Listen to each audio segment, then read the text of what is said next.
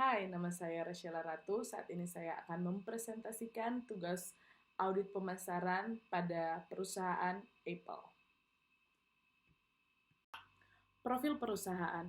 Apple Incorporated adalah perusahaan teknologi multinasional yang berpusat di Cupertino, California, yang merancang, mengembangkan, dan menjual barang elektronik konsumen, perangkat lunak komputer, dan layanan daring. Perusahaan Apple sendiri didirikan oleh Steve Jobs, Steve Wozniak, dan Ronald Wayne pada tanggal 1 April 1976. Kala itu perusahaan ini berfokus dalam bidang mengembangkan dan menjual komputer pribadi. Hingga saat ini, Apple merupakan satu-satunya perusahaan teknologi informasi terbesar di dunia dalam hal pendapatan. Mereka juga merupakan perusahaan teknologi terbesar di dunia berdasarkan total aset dan memiliki predikat sebagai produsen ponsel terbesar kedua dunia.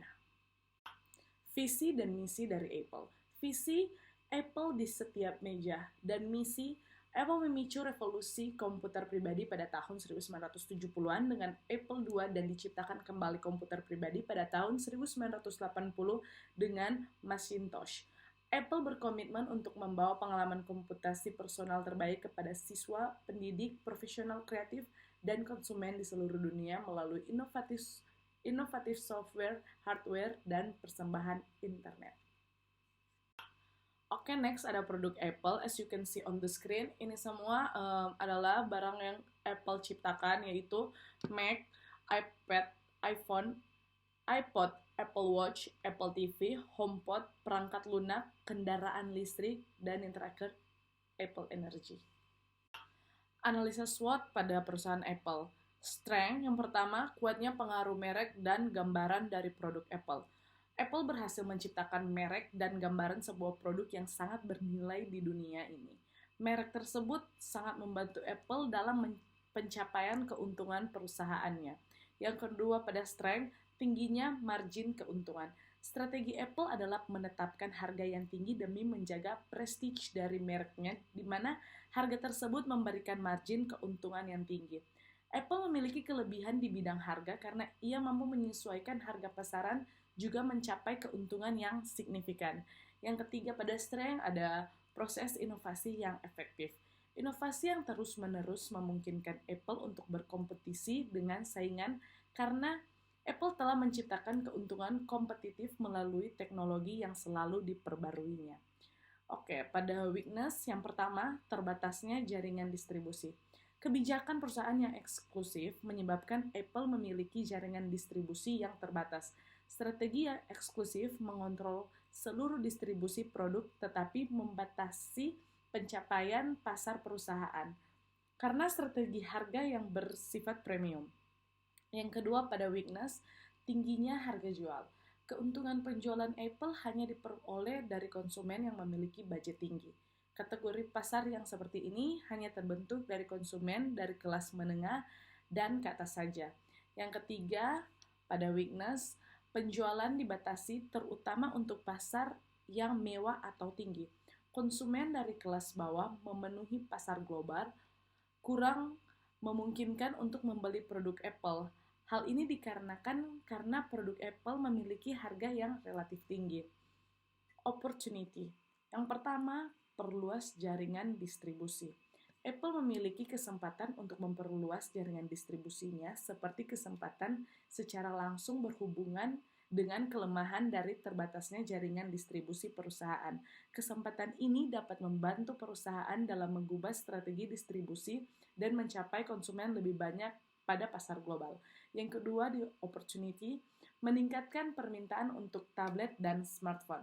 Pesatnya perkembangan pada tablet dan smartphone saat ini membantu Apple dalam meningkatkan permintaan dari konsumen akan dua hal tersebut. Tablet dan smartphone merupakan gadget yang paling digemari berbagai kalangan pasar, tentu saja memberi peluang lebih bagi Apple. Yang ketiga pada opportunity, menciptakan produk baru. Apple dapat dengan mudahnya memperkenalkan produk barunya seperti produk baru yaitu Apple Watch, mengembangkan produk baru dapat mendukung pertumbuhan perusahaan dari kesempatan ini pula mendukung Apple dalam kompetisi yang agresif. Threat yang pertama, kompetisi yang agresif. Salah satu saingan bisnis Apple yang besar adalah Samsung. Samsung juga menggunakan inovasi yang terus-menerus berkembang. Perilaku yang agresif dari perusahaan yang berkompetisi membutuhkan dasar yang kuat untuk memaintain keuntungan kompetitif. Yang kedua, imitasi atau tiruan. Apple juga menghadapi barang tiruan. Ancaman yang signifikan ini terjadi karena perusahaan dalam jumlah besar dapat dengan mudahnya meniru produk-produk Apple.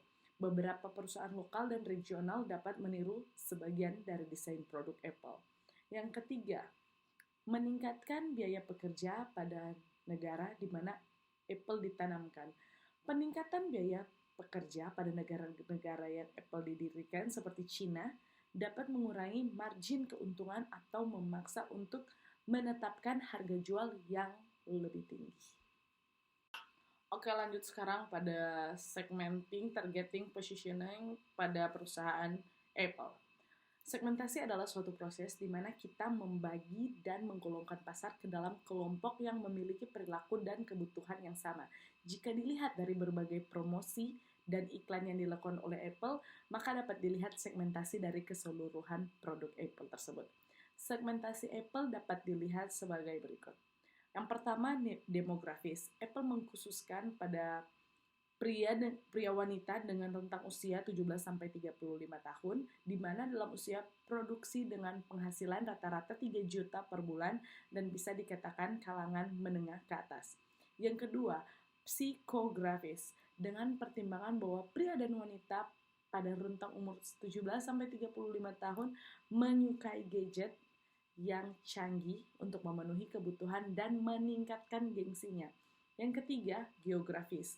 Produk Apple dipasarkan secara global, dengan kata lain ke seluruh dunia. Next, targeting.